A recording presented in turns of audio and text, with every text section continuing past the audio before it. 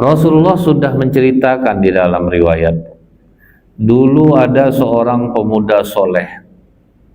Di desanya ada pohon yang disembah orang. Diasahnya kapaknya, pergi dia ke pohon itu, dihadang dia oleh iblis yang berwujud manusia. Mau kemana kau? Aku mau menebang pohon itu. Kenapa kau mau tebang? Kan tak mengganggu kau.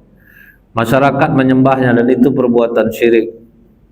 Kalau kau tebang pohon itu, aku siksa kau, kata iblis. Belum selesai iblis itu bicara, ditinjunya iblis itu, Pak. Terkejut iblis ini, kena, Bu. Terkapar iblisnya langsung, Pak. Ampuni aku, ampuni aku.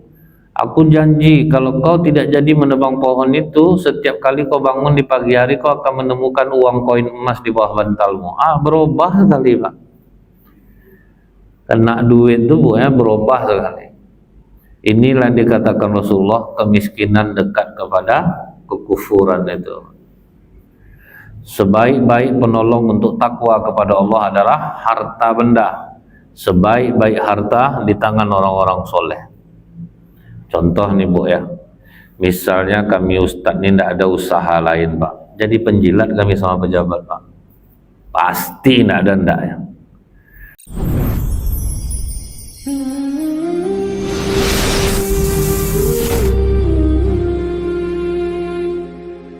Alhamdulillah, nahmaduhu wa nasta'inu wa nastaghfiruh wa na'udzu billahi min syururi anfusina wa min sayyiati a'malina. May yahdihillahu fala mudhillalah wa may yudlil fala hadiyalah. Asyhadu an la ilaha illallah wahdahu la syarikalah wa asyhadu anna Muhammadan abduhu wa rasuluh. Allahumma sholli wa sallim wa barik ala hadzal nabiyil karim wa ala alihi wa sahbihi ajmain. Bapak-bapak pengurus masjid yang saya hormati, alim ulama, tokoh masyarakat, cerdik pandai, Bapak Ibu, orang-orang tua yang saya muliakan, hadirin hadirat yang semoga kita semua senantiasa dirahmati oleh Allah. Kembali kita mengucapkan alhamdulillahirabbil alamin atas nikmat iman yang Allah karuniakan. Ringan langkah kaki Bapak Ibu menuju masjid yang kita cintai ini. Duduk menjelang waktu syuruk, semoga apa yang Bapak Ibu lakukan ini kita mendapatkan apa yang dijanjikan oleh Rasulullah, umroh dan haji mabrur, amin ya rabbal alamin. Bersolawat kita kepada Rasulullah sallallahu alaihi wasallam dengan ucapan Allahumma sholli ala Muhammad wa ala alihi wasallim. Semoga dengan ringannya lisan kita ini bersolawat, kita mendapatkan syafaat di yaumil akhir kelak. Ada seorang badui bertanya kepada Rasulullah, ya Rasulullah, tunjukkanlah aku amalan yang mendekatkanku dengan surga, menjauhkan aku dari neraka. Pertanyaannya ini bagus Bapak Ibu, tapi cara dia bertanya sebetulnya agak ekstrim, Pak, sambil menghadang kuda Rasulullah. Dan disitulah kelebihan Rasulullah nih ya, Bu, ya. Dia tidak pernah mempermasalahkan cara orang terhadap dia, karena Rasulullah ini terkenal bisa memahami karakter orang lain. Itu yang membuat Rasulullah itu menjadi orang yang dicintai, karena bebas dari rasa buruk sangka. Karena dia tahu orang Badui itu memang kasar-kasar. Dia bertanya tapi caranya menghadang. Rasulullah tidak mempermasalahkan itu.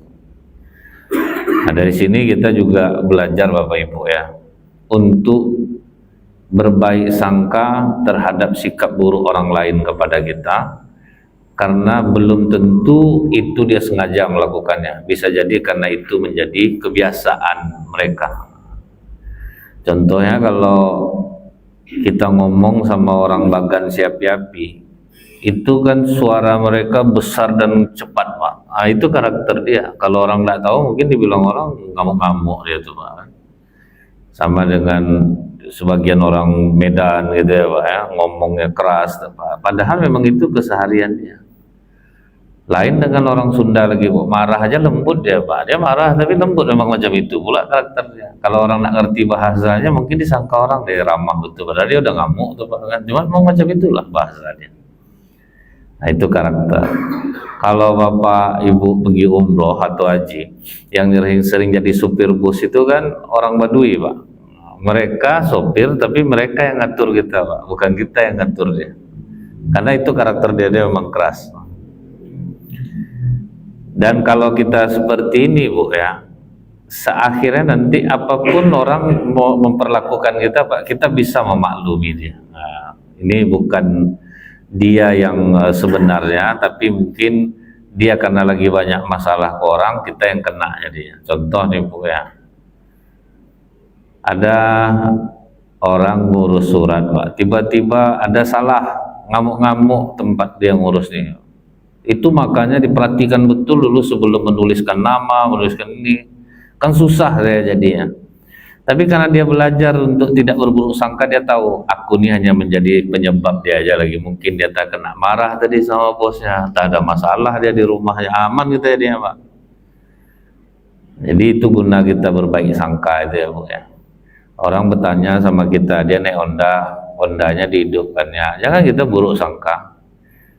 Dia nanya jalan di mana, Jalan Gatot Subroto Bu. Oh lurus saja sini Sudirman ini, nanti ada jumpa bang apa namanya, nanti belok kiri itu Jalan Gatot Subroto.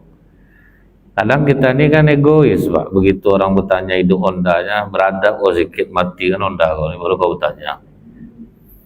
Lupa dijawabnya, bukan tak mau dimatikan Pak, kau mati payah hidupnya, maka saya tidak bisa saya mati, dia udah jauh mendorong, kan kasihan itu dia Pak kan. Itu guna kita berbaik sangka tuh.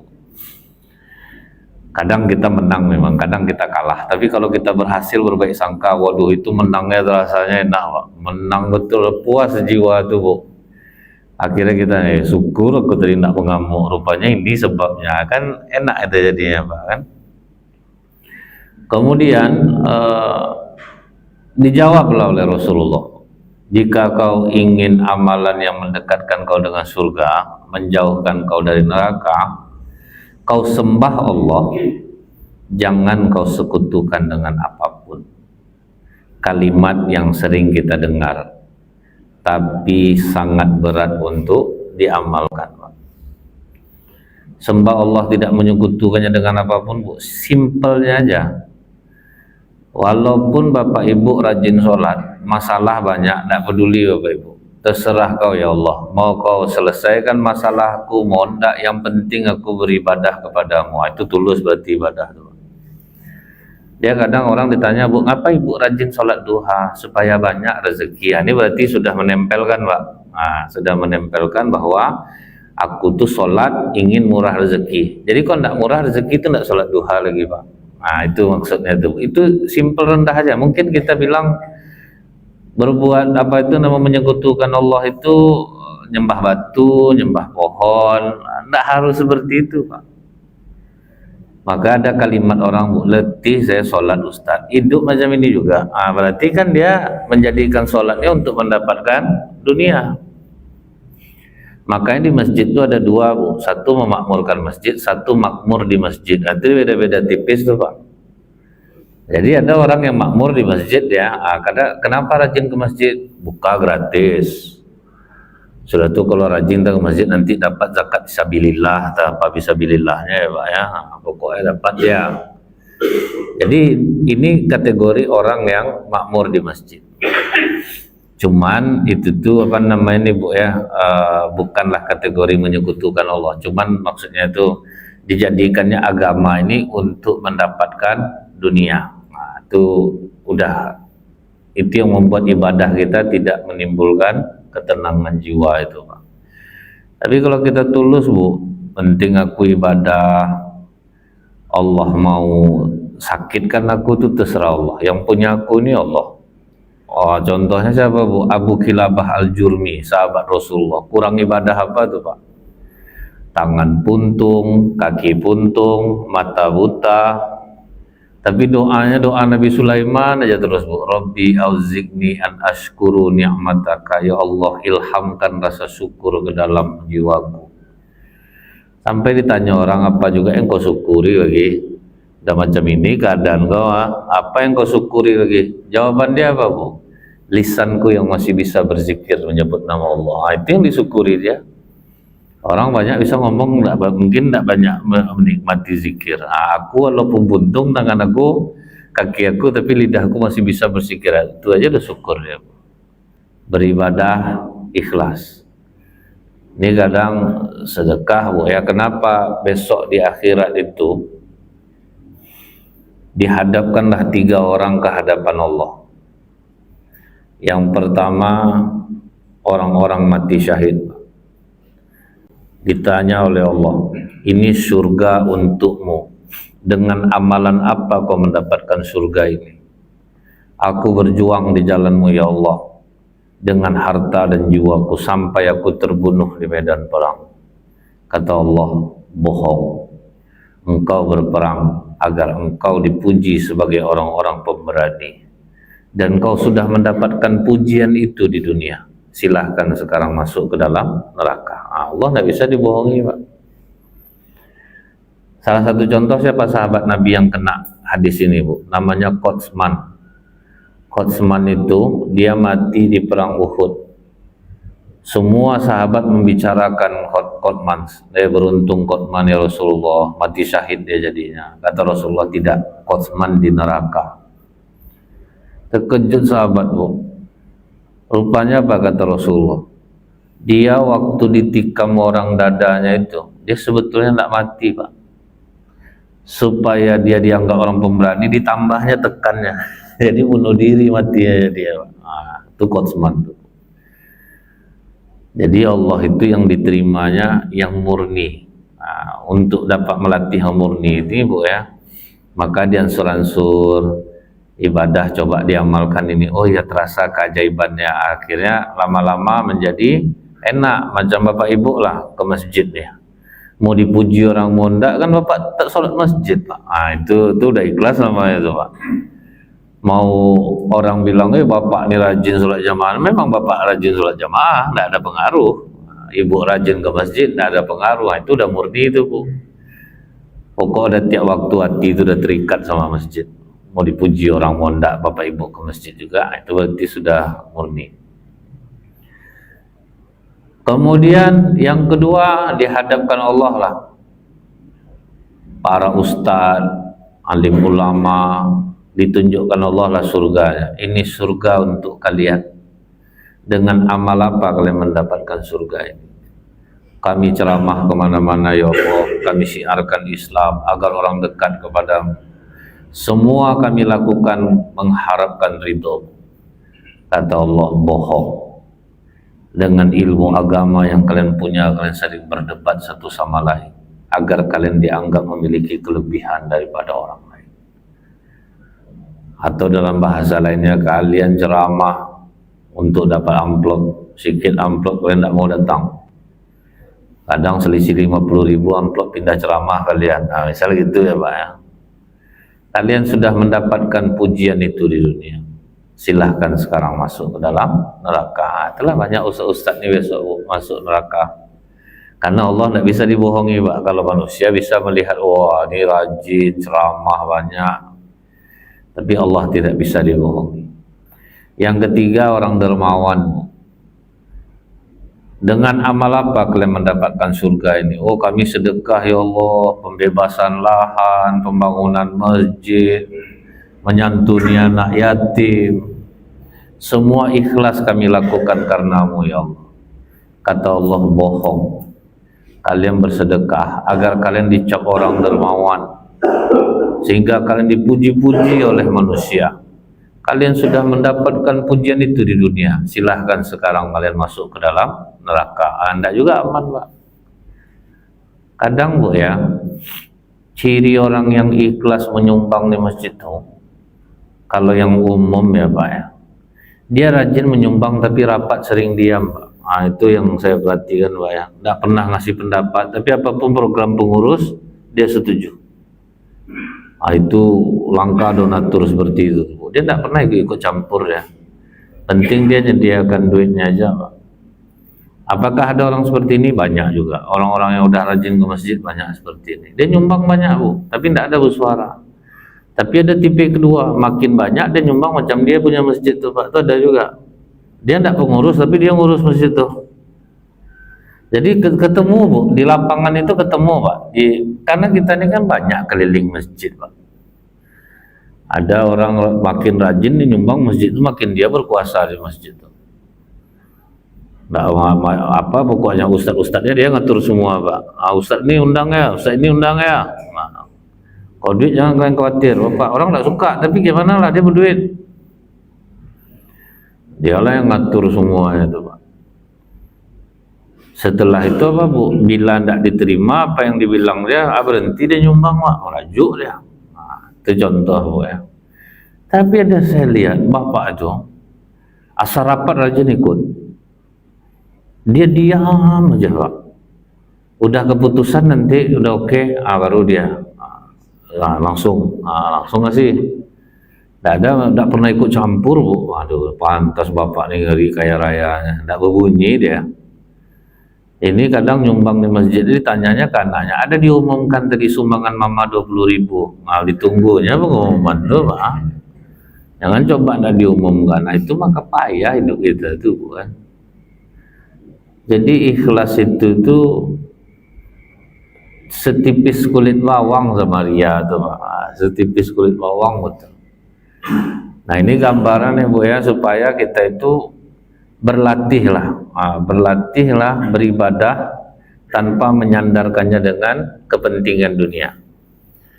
Orang misal mau ditunjuk jadi pejabat, atau malam tuh zikir bersama kadang tuh pak, kan saking inginnya dia dapat jadi pejabat tuh bu, zikir bersama, tahajud 6 bulan tuh tidak berhenti tuh pak. Dijadikannya agama ini untuk mencapai kepentingannya. Padahal dia tidak ada kemampuan untuk itu. Tapi ada yang bedanya pak. Boleh enggak kita menonjolkan diri untuk dipilih orang? Kalau memang itu bidang kita pak, tonjolkanlah diri kita. Itulah contohnya siapa pak? Nabi Yusuf alaihissalam. Nabi Yusuf itu kan dia minta jabatan tuh pak. Apa katanya ke Raja Mesir? Angkat aku jadi bendahara negeri ini, karena aku orang yang mampu dan amanah. Karena memang itu bidangnya. Itu keahlian pak. Bapak memang suka ngurus-ngurus masyarakat, memang ikhlas bapak di bidang itu, jadilah RW, munculkan diri, tidak masalah pak. Atau jadi anggota dewan, karena bidang kita ini bu, ada orang yang suka ngurusin orang bu. Pokoknya ada aja orang minta tolong dia mau ngurus, ada orang minta tolong dia mau ngurus. Di masyarakat biasa ada 1-2 orang tuh pak, pokok paling aktif pak. Nggak bidang dia aja bu ya, asal orang minta tolong datang dia yang ngurusin semuanya.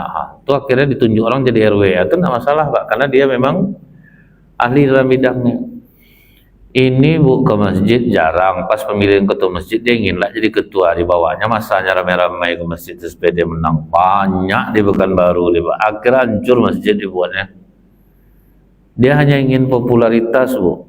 Setelah itu main-main apa lagi, main-main. Kan masjid dekat RW kami ya, pakai gitu lagi itu pak.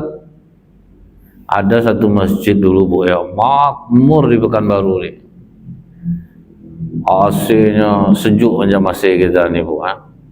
Kemudian betul-betul kompak pak pengurus. Pas pemilihan berikutnya, orang RW dekat masjid itu merasa itu masjid dia.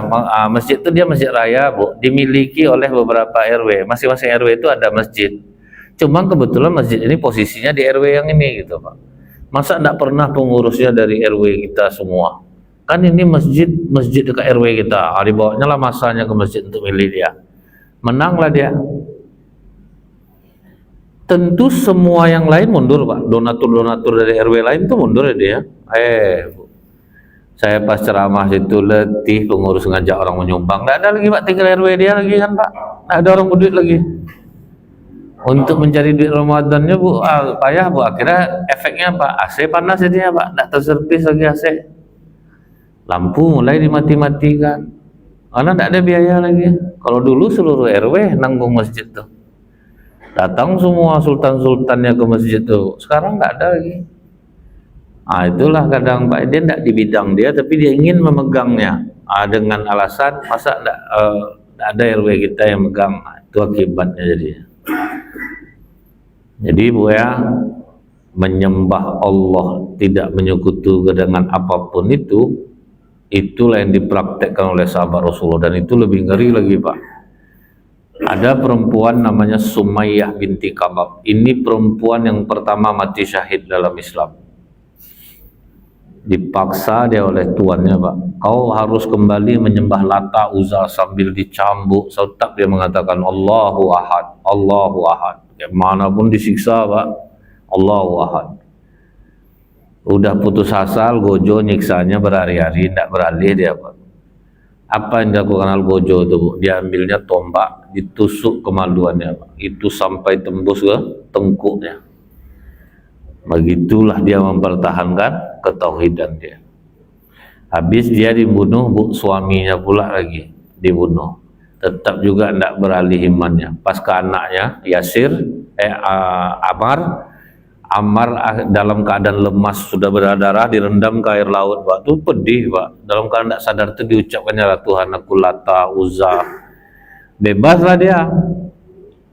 Tapi habis itu menangis dia, apa tidak syirik aku ya Rasulullah. Kau terpaksa mengatakan itu Salman dan Ammar, dan kau dalam keadaan tidak sadarkan diri. Jadi tidak masalah. Nah, Ammar itu yang hidup. Punggungnya habis bekas siksaan semua. Makanya kata Rasulullah, Ammar ini adalah biji mataku. Biji mataku, kata Rasulullah. Yang mengeluarkan ide untuk Rasulullah membangun Masjid Quba itu adalah ide Ammar ini, Pak. Diterima oleh Rasulullah. Dan dia kalau bersolawat, Bu, luar biasa dia memuji Rasulullah. Datang sahabat yang lain, adalah penjilat. Nah, penjilat. Itu ngamuk Rasulullah. Tahukah kalian keikhlasan Ammar mencintaiku? Baru terdiam orang. Belum kalian masuk Islam lagi, dia udah habis disiksa orang, nggak berubah iman dia. Karena ejek dia sekarang penjilat. Nah, karena dia suka solawat menyanjung Rasulullah itu. Itulah parahnya orang dulu mempertahankan iman itu, Bu. Sementara sekarang ini tauhid kita tuh tidak kuat, Bapak Ibu, mudah goyang dia. Yang menggoyang tauhid kita ini, walaupun kita rajin sholat nih Bapak Ibu, duit, Pak.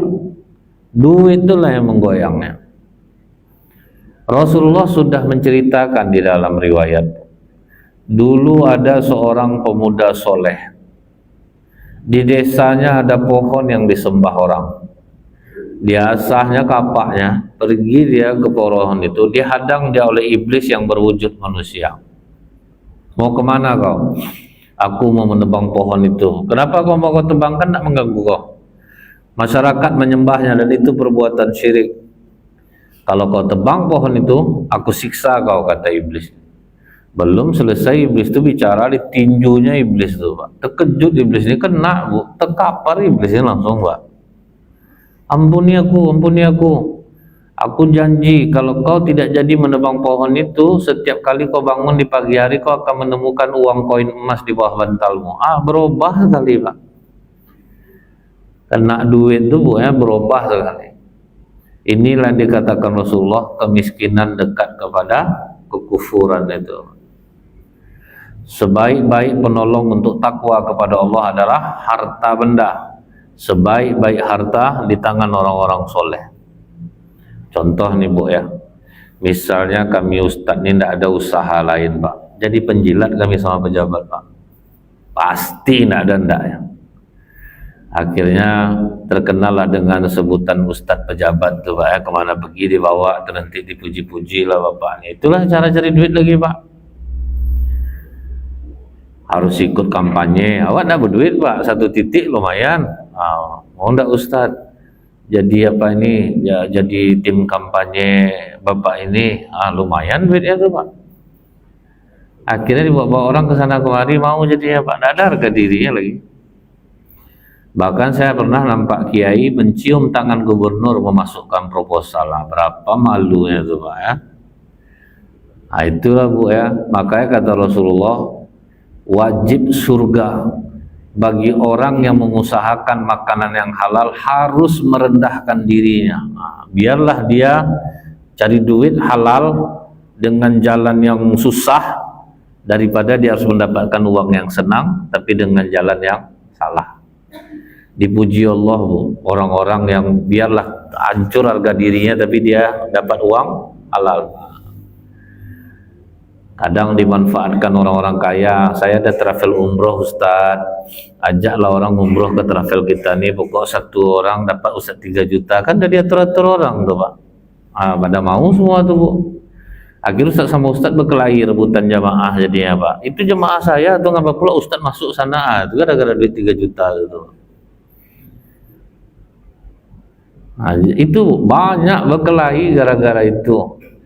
Makanya Bu ya, saya pernah mengupload Profesor Atailah, sarjana ilmu pertanian Mesir, berkumpul dia kawan-kawannya 9 orang.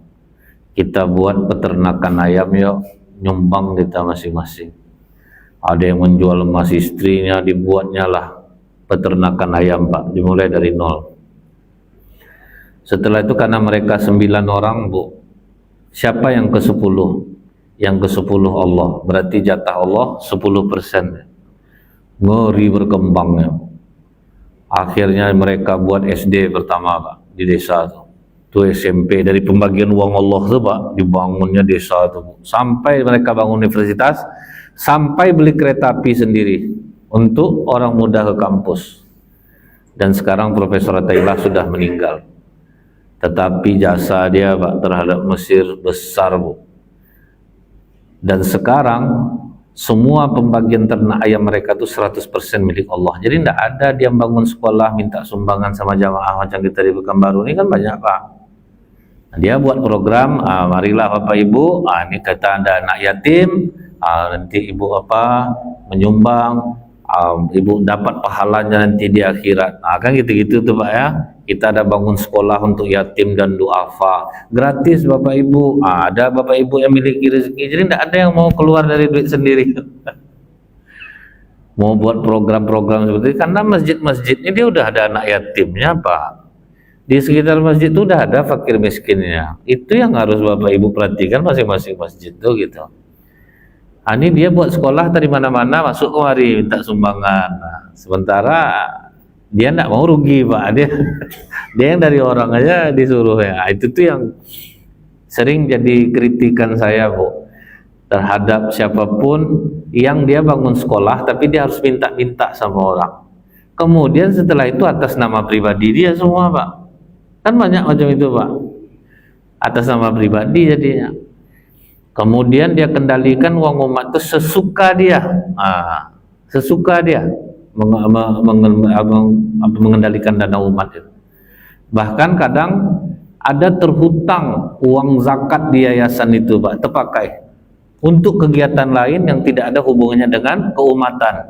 Itu saya tahu tuh Bu, sampai dipertanyakan orang, tuan-tuan tahu ilmu fikih semuanya, ini halal enggak menggunakan duit zakat untuk bukan kepentingan berzakat? Kalian hebat semua ilmu agama nih, dari mana kalian kok berani kalian menggunakan itu? Terbuka semua Bu, tidak ada Bu. Maka dibilang orang punya yayasan ini jalannya agak licin sedikit Pak. Licin maksudnya itu bahaya, bisa jatuh kita. Itu ngerinya tuh. Jadi kalau kita miskin, kita dekat kepada kekufuran. Biarlah susah payah kita mencari, macam Profesor Atailah itu Pak, menyumbang-nyumbang, bangun peternakan, bangun usaha sendiri, jadi tidak ada nyusahan, bahkan mereka bermanfaat untuk orang lain. Nah itu yang seharusnya Bu. Kalau kita miskin, kita dekat kepada kekufuran, gampang digoyang orang pakai uang. Jadi laki-laki soleh tadi Bu, bangun dia pagi hari dapat koin emas Pak. Betul nih. Bangun hari kedua dapat lagi koin emas. Bangun di hari ketiga tidak dapat lagi koin emas. Dibawanya kapaknya balik, mau ditebangnya pohon itu, dihadang dia oleh iblis yang sama. Kau mau kemana? Kau tidak tepat janji, aku mau menebang pohon itu. Oh, kalau sekarang jangan macam-macam kau sama aku. Kau tebang pohon itu, aku tebas kau. Oh, belum jerah kau, aku pukul 2 hari kemarin. Langsung dia lah yang dipukul iblis itu, dia lah yang terkapar Pak. Mengapa kau begitu kuat sekarang? Waktu pertama kau mau menebang pohon dulu, kau murni karena Allah. Jangankan aku, langit dan bumi pun tidak akan sanggup menghadangmu saat itu. Tapi sekarang kau mau menebang pohon ini karena kau tidak menemukan lagi koin emas di bawah tempat tidur. Hina kau di hadapan aku. Itulah Bu, lemahnya tauhid kita nih karena uang Pak. Jadi doakanlah anak Bapak Ibu supaya mereka mendapatkan rezeki yang berkah dan berlimpah dan bermanfaat untuk orang. Jadi dia tidak mudah digoyang orang, Pak. Dia berduit, tidak bisa dia digoyang-goyang orang. Kalau kita tidak berduit itu habis dia opor-opor orang aja, Pak. Jadi apakah berduit itu sangat perlu dalam Islam? Makanya kata Rasulullah, sebaik penolong untuk takwa kepada Allah adalah harta benda. Berduit Bapak Ibu, orang naik haji 26 tahun, Bapak Ibu naik haji furoda, duit banyak Pak, setengah M berangkat, karena duit ada, itu guna duit itu Bu. Ada pembangunan madrasah, ibu berduit, bisa nyumbang. Dan tidak bisa diatur-atur orang, kalau kita berduit kan tidak diatur orang gitu Pak. Jadi itu Bu ya, saya selalu mensupport para ustadz yang punya usaha gitu. Dia punya usaha walaupun susah payah, walaupun tunggang balik jualan itu, pokoknya jangan putus asa, maju terus. Karena suatu saat kita ini akan ada diundang orang yang orang tidak punya biaya pemberangkatan kita. Kalau kita ada duit kita bisa pergi Pak, tidak perlu dia memikirkan itu, asal mau kalian dengar ceramah ini udah syukur lah tuh. Bisa macam itu Bu. Tapi kalau kita tidak berduit itu bertanya, Pak, berapa amplop di sana Pak, masalah saya jauh tuh gitu jadinya Pak kan. Jadi itu Bu.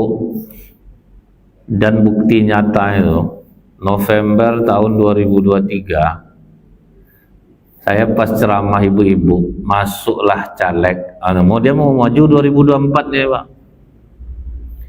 Itu ketua majelis taklim yang ngomong, saya Ustadz ada ibu caleg, dia mau maju tahun depan, jadi dia minta waktu dulu. Oh enggak apa-apa Bu, silakan aja. Ibu-ibu, insya Allah saya akan maju tahun depan. Saya mohon dukungan ibu-ibu. Dan saya tahu ibu-ibu berkumpul di masjid ini tentu meninggalkan anak di rumah, suami. Jadi saya ada kenang-kenangan untuk ibu, masing-masing ibu-ibu akan mendapatkan sembako 5 kg beras, 1 papan telur, 1 kardus indomie, minyak 1 liter, gula 1 kilo, ada teh, ada kopi juga, dan ada ikan sardennya Bu. Nanti dicatat ya Bu Emma, ini family Bu Emma Pak, gini lah Bu Emma tuh Pak kan. Dapatlah masing-masing ibu itu sembako Bu. Apakah ibu-ibu akan memilih saya? Iya Bu, kami milih ibu karena dapat sembako nih Pak. Tolong tunjukkan kami cara memilihnya Bu. Semangatlah ibu ini di depan ya Pak ya, menunjukkan cara mencoblos nama dia tuh. Minggu ketiga jadwal saya balik di tempat yang sama, dia Rabu ganjil Pak, Rabu 1 saya, Rabu ketiga saya masuk caleg yang udah terpilih 5 tahun yang lalu tuh duitnya lebih banyak Pak. Terima kasih ibu-ibu atas dukungan ibu-ibu 5 tahun yang lalu terhadap saya. Saya akan maju lagi ibu-ibu. Oh iya, ibu-ibu udah punya baju seragam? Belum Bu, nanti diukur ya di rumah Bu Rita. Ini family Bu Rita, ginilah lah Bu Rita tuh Pak kan. Selain baju seragam ini ibu-ibu, saya juga ada sembako untuk ibu-ibu. Nanti diambil ya Bu ya, sekalian pulang itu sudah nanti disesuaikan jumlahnya dengan ibu-ibu, tinggal bawa aja. Sedikit aja Bu, gulanya gulanya 2 kilo, minyak 2 liter, indominya ada 2 kardus. Kalau ada ibu-ibu punya anak nanti minta tolonglah dibawakan. Berasnya 10 kilo Bu, jadi 2 kali lipat dari ibu yang sebelumnya. Karena mungkin sudah disampaikan Bu Rita tuh, ibu yang kemarin tuh sembakonya sekian. Selain seragam dan sembako ini ibu-ibu, saya ingin ngasih hadiah untuk ibu-ibu. Masing-masing ibu-ibu ada rezeki saya sedikit nih Bu, Rp250.000. Apakah ibu akan memilih saya tahun depan? Allahu Akbar. Saya tidak tahan di depan Pak, itulah duit. Itulah duit tuh Pak, mengubah pilihannya berubah gara-gara duit tuh Pak. Ini ibu udah yang ibu pilih nih Bu, aku besok gubernur ini. Pagi datang Pak, ibu mau ndak milih ini 500. Mau Pak, ada berubah Pak. Awak susah, mau diapakan lagi Pak kan? Itulah Bu ya, yang mengubah kita tuh duit nih lah Bu. Itulah tauhid kita itu bisa dibeli kalau kita miskin, kalau kita susah. Itu yang kata Rasulullah tuh, miskin itu dekat kepada kekufuran. Kalau kita berharta, kemungkinan kita menjadi orang soleh tinggi. Tapi ada kebalikan dalam hadis lain, Pak. Apa dalam hadis lain disebutkan? Banyak orang yang lulus diuji dengan kemiskinan, tapi sedikit orang yang lolos diuji dengan kekayaan. Nah, itu maksudnya apa, Bu? Waktu miskin minta kaya, janji kalau dia kaya dia sedekah. Udah kaya pelit. Ah, ini ada lagi, Bu. Nah, adalah orang macam itu, dan itu tidak sedikit. Makanya orang miskin banyak lolos diuji daripada orang kaya. Karena kalau dia kaya, kalau dia royal terhadap masyarakat, oke lah. Nah, dan yang kedua, banyak orang akhirnya ingin kaya itu mendapatkannya dengan jalan yang salah. Misal ibu pergi ke Samsat ngurus SIM, ngurus SIM standar kan 250, tidak dapat Pak, 6,5 baru bisa. Kalau enggak kena uji, Bu. 2 minggu lagi balik ya, Bu. 3 minggu lagi balik, itu habis hari jadinya. Akhirnya terpaksa lah ibu bayar mahal untuk dapat SIM. Dan yang merampas harta kita tuh orang rajin sholat juga. Dia rajin juga zikir, makanya hidup tuh susah tenangnya dia, Bu. Sampai saya tanya waktu itu, dia jalannya berputar-putar nih Pak, di dunia nyata tuh di daerah mana adanya? Kan di situ terus orang jatuh Pak, asal diuji gitu Pak. Ibu-ibu nih Bapak tes, sedangkan belok kiri ya sen kanan dihidupkan ya. Nah, disuruh dia tes itu Pak, itu gagal terus. Akhirnya membayarlah kita mahal, dan itu sudah dinormalisasi Pak, dianggap itu biasa. Ngurus KTP kita diurus baik-baik, lama siapnya 6 bulan. Ada duit abang 2.500.000, aku bantu. Nah, kan itu bunyinya Pak, ya macam baik Pak. Akhirnya ada juga orang untuk dapat kekayaan ini jalannya salah pula Pak. Nah, itulah yang membuat hancur Bu jadinya. Karena setiap apa yang dimakan raga ini akan mempengaruhi jiwa. Kalau baik kita mendapatkan uang, enak jiwa kita. Tapi kalau salah mendapatkan uang pun enak lah jiwa jadi ya Pak. Kemudian Bu, yang kedua, apa kata Rasulullah? Amalan yang mendekatkan dengan surga, menjauhkan dari neraka, dirikan sholat. Ini pun kalimat yang sering kita dengar Pak. Dirikan sholat itu Bu, bukan sekedar berjamaah saja. Kita kan tahu Pak ya,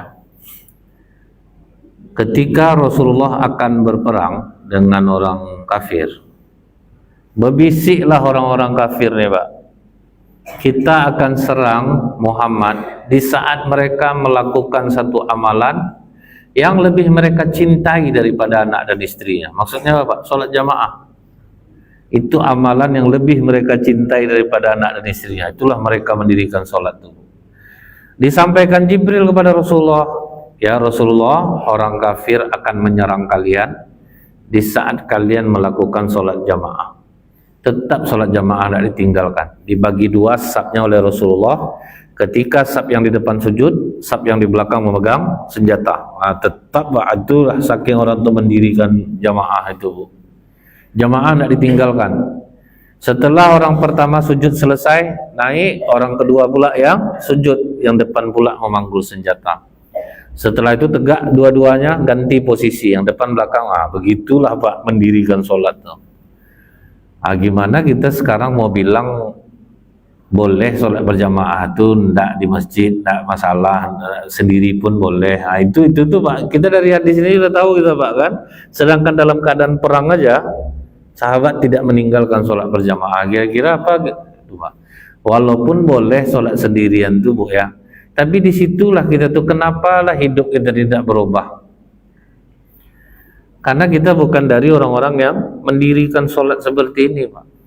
Macam Bapak Ibu nih lah, udah berumur, sakit-sakitan, tapi buktinya bisa ke masjid. Jadi tidak bisa orang sekarang bilang Pak, kan tidak apa-apa sholat sendiri. Buktinya atuk-atuk nih banyak ke masjid. Ngapa bisa nenek-nenek pergi ke masjid jalan kaki? Jadi Bapak Ibu ini mementahkan alasan orang, kami capek, kurang tidur. Memangnya Bapak Ibu tidak kurang tidur juga? Buktinya bisa ke masjid, bukti bisa jamaah. Inilah bagian dari Bapak Ibu ini yang mendirikan sholat. Apapun hujan hari, kadang berpayung pergi ke masjid. Udah tua-tua payah jalan pergi juga ke masjid. Apa alasan orang Pak mau ngomong? Kami capek betul. Banyak atuk-atuk nenek-nenek capek juga. Kadang ngasuh cucu lagi, cucu macam ulat lah kelakuannya Pak, lari kepanjang aja kerja sampai menghembus-hembus napas kakek itu di masjid, tapi ke masjid juga. Kan banyak orang alasan, ya kan sholat sendiri itu boleh, cuman jangan disalahkan Allah untuk hidup kita yang biasa-biasa saja. Tapi kalau kita buat macam itu, Bapak Ibu, rajin sholat jamaah. Yang enaknya perempuan lah Bu, sholat sendiri aja dia besar pahalanya Pak. Makanya kata sahabat, ya Rasulullah, kalau istri kami mau sholat di masjid bagaimana ya Rasulullah? Kata Rasulullah, tamna'un nisa'akumul masjid. Jangan larang perempuan kalau mau ke masjid. Ibu-ibu enak sholat sendiri aja besar pahalanya Pak. Oh, sholat jamaah boleh juga. Tapi kalau kami laki-laki ini Bu, memang ditekankan berjamaah. Tidak bisa beralasan dulu. Seharusnya kami laki-laki ini kalau ingin diperhatikan Allah.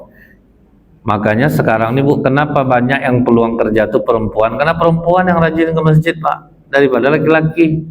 Akhirnya laki-laki lah yang ngasuh anak di rumah, ganti popok anak, karena dia tidak mau ke masjid. Dia jadi laki-laki soleha Pak. Dia kan yang sholat sendiri itu boleh kan perempuan Bu. Perempuan boleh, itu perempuan soleha, dia sendiri sholat pun boleh. Tapi kalau laki-laki sholat sendiri di rumah ya laki-laki soleha Pak. Dia lah yang gantikan tugas istri ya dia. Jadi ini kenanya Bu ya. Kenapa laki-laki di Arab Saudi itu kaya-kaya? Yang kerja di mal-mal laki-laki semuanya Pak. Mereka tuh sholat jamaah Bu. Jadi rezeki mereka murah. Perempuan di sana diratukan untuk belanja-belanja enak-enak. Itu perempuan. Laki-lakinya sholat berjamaah, makanya rezekinya diantarkan oleh Allah. Berapa ribu jamaah umroh setiap hari, berapa juta jamaah haji setiap tahun ngantar uang ke sana. Sebab laki-laki mereka itu mencintai sholat berjamaah. Aib bagi laki-laki Arab itu untuk tidak sholat berjamaah itu aib bagi mereka. Itu kita sadari Bapak Ibu, kenapa ekonomi kita ini hancur, karena banyak laki-lakinya tidak mau sholat berjamaah. Apalagi acara buka bersama nih Pak, kadang banyak yang tidak sholat tuh. Maghrib lewat, isya lewat, dia dianggapnya puasa itulah segala-galanya Pak kan. Itu ya Bu ya yang harus kita sadari. Nah yang ketiga Bapak Ibu, amalan yang mendekatkan kita dengan surga, menjauhkan kita dari neraka adalah berzakat. Sahabat Rasulullah yang gagal dikasih harta itu Pak, Sa'labah bin Hatib itu gagal tuh. Jadi dia ini waktu miskin minta-minta kaya. Setelah kaya diminta zakatnya, apa kata dia Pak? Kata kalian mudah aku merintis usaha, payah aku merintis usaha. Ini masa kalian tinggal minta-minta aja. Nah di situ kenanya Bu. Orang waktu miskin, kalau aku kaya besok aku rajin bersedekah. Rupanya pas sudah kaya pelit. Orang seperti ini Bu, dikasih Allah penyakit anxiety namanya Pak. Anxiety ini suka merasa ketakutan. Jadi ada anxiety ini memang penyakit, ada karena spiritual orang yang salah. Dulu waktu miskin janji mau sedekah, udah kaya tidak mau sedekah, dia sayang sama hartanya, akhirnya rumah kasih CCTV, kasih pagar sentrum. Itu kan ketakutan jadinya Pak. Tapi kalau orang-orang dermawan Bu, itu dikasih Allah ketenangan jiwa, kebahagiaan. Dan Sa'labah waktu itu turunlah ayat surat At-Taubah 75, 76, 77. Ada di antara kalian, kata Allah, yang pernah berikrar, kalau aku dikasih Allah harta, aku akan bersedekah. Tapi setelah diberikan harta, mereka pun pelit. Aku tanamkan kemunafikan dalam hati mereka. Itulah Pak, akhir ketakutan. Makin banyak duit makin risau, tidak ada lagi ketenangan jiwa. Nah ini yang harus kita ingat. Kalau sudah berharta, jangan sampai tidak bersedekah. Saya tahunya kenapa kita kurang sedekah tuh ya, jumlah rumah sakit banyak di Pekanbaru. Sementara kata Rasulullah, sedekah bisa menyembuhkan penyakit. Kan tidak mungkin Rasulullah bohong tuh Pak. Tapi kenapa rumah sakit kita penuh? Berarti kan banyak kita ini yang tidak maksimal sedekahnya. Kalau untuk belanja ke mall ikhlas semua Pak, beli baju mah mahal ikhlas, beli sepatu ikhlas, nyumbang di masjid Bu, salah masuk kota infak lama menungnya Pak. Rencana ngisi 5.000 termasuk 50.000 lama menungnya. Tapi kalau untuk belanja-belanja dunia royal ikhlas, beli mobil, ansuran mobil jutaan ikhlas, ansuran handphone jutaan ikhlas. Ke masjid tidak bisa dia seperti itu. Jadi inilah yang harus kita perhatikan, kenapa rumah sakit banyak di Pekanbaru pasiennya, sementara di Arab Saudi rumah sakit sepi Pak. Rumah sakit di Arab Saudi sepi Bu, dokter banyak mengundurkan diri kalau ditugaskan di Madinah atau di Mekah. Nah yang terakhir itu Bapak Ibu, amalan yang mendekatkan dengan surga dan menjauhkan dari neraka itu kata Rasulullah adalah pelihara hubungan silaturahim. Silaturahim itu yang terutama satu rahim Pak, karena adik-beradik itulah yang sering putus. Silaturahim itu bukan berarti orang mengunjungi kita lebaran tuh kita kunjungilah dia, tuh bukan Pak. Yang silaturahim itu kita dulu pernah baik, sudah tuh pecah, terputus, kita sambung balik, itu yang silaturahim, menyambung kasih sayang. Kalau kita saling mengunjungi itu memperkuat kasih sayang. Yang terpenting itu adalah menyambung yang terputus. Itulah silaturahim itu. Ada adik dulu tak bertengkar ibu sama dia gara-gara harta warisan, tidak bertegur sapa. Karena apa Bu? Pengampunan Allah ditunda sebelum orang berdamai yang saling bersaudara. Orang bersaudara pernah berkelahi, belum baik lagi. Maka kata Allah, tunda dulu ampunan untuk mereka sampai mereka berbaikan kembali.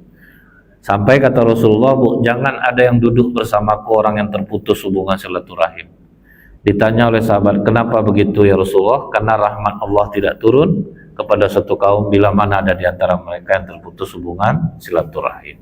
Subhanakallahumma bihamdika asyhadu alla ilaha illa anta astaghfiruka wa atubu ilaik. Assalamualaikum warahmatullahi wabarakatuh.